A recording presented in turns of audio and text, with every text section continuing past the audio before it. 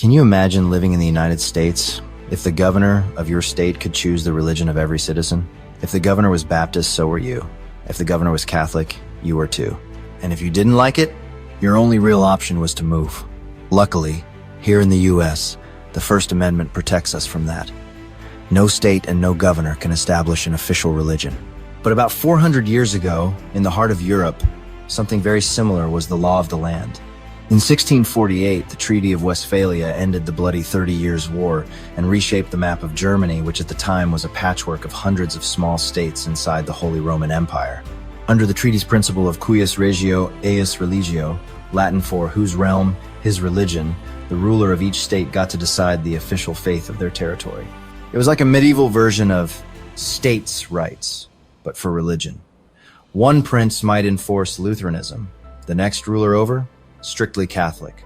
Another might embrace Calvinism. Ordinary people didn't get a vote. If you disagreed with your ruler's religion, your best choice was to pack your things and move to a territory that matched your beliefs. The system didn't create modern religious freedom, far from it, but it did stop the massive wars between Catholics and Protestants that had torn Europe apart for decades. It was a compromise, one that valued peace between states over the freedom of the individual. If your state's governor could set your religion today, how would your life change?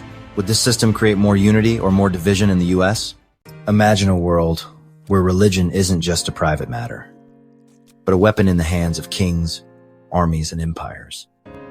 The Reformation didn't sweep across Europe on a single tide. For 30 years, Europe bled over faith and power. In Germany, it set off a powder keg of rebellion. In England, it became law. And in France, it nearly tore the country apart.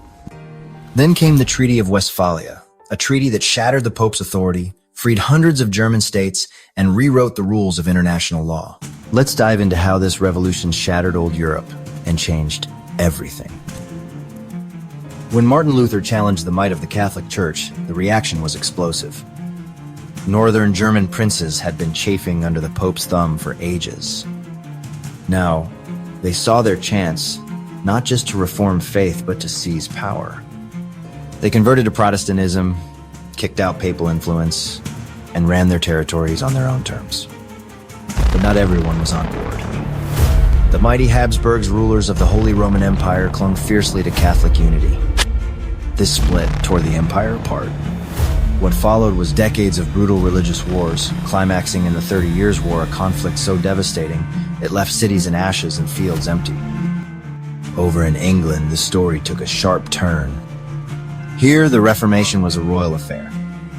King Henry VIII wanted a divorce, and when the Pope refused, Henry broke away, birthing the Church of England. But it was Elizabeth I who solidified this new identity. She blended Protestant beliefs with old Catholic rituals, crafting a national church that brought stability. With the church's power fading, a new force began to rise: economic ambition. People invested, traded, and built fortunes no longer tied to the old ways. The Reformation in England didn't just transform faith, it helped spark the rise of capitalism. And then there's France, a kingdom already on edge.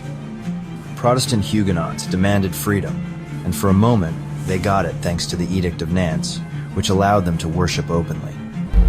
As Central Europe burned in the 30 Years' War, Cardinal Richelieu, a Catholic mastermind, made a stunning move. He aligned Catholic France against the Catholic Habsburgs, not for faith, but for power. Suddenly, religion wasn't the only game in town. Politics was now just as deadly. Signed in 1648, the Treaty of Westphalia ended the 30 Years' War, a devastating conflict that had ravaged Central Europe, especially the Holy Roman Empire. But this wasn't just a peace deal. It rewrote the rules of diplomacy, religion, and sovereignty in Europe. Let's break it down. Sovereignty over religion. Rulers were once again given the right to choose the religion of their state: Catholic, Lutheran, or now Calvinist. This added Calvinism to the list for the first time. It didn't bring total religious freedom, but it ended the idea of a single Catholic Europe, rise of state sovereignty. Westphalia marked a turning point in international law. It recognized the full independence of hundreds of small German states from the Holy Roman Emperor. From now on, States could make their own foreign policies, the start of the modern nation-state system, birth of modern diplomacy. The peace was negotiated over 5 years with delegates from across Europe. This was one of the first times international diplomacy looked like what we know today: neutral venues, ambassadors, and written treaties. It set a precedent.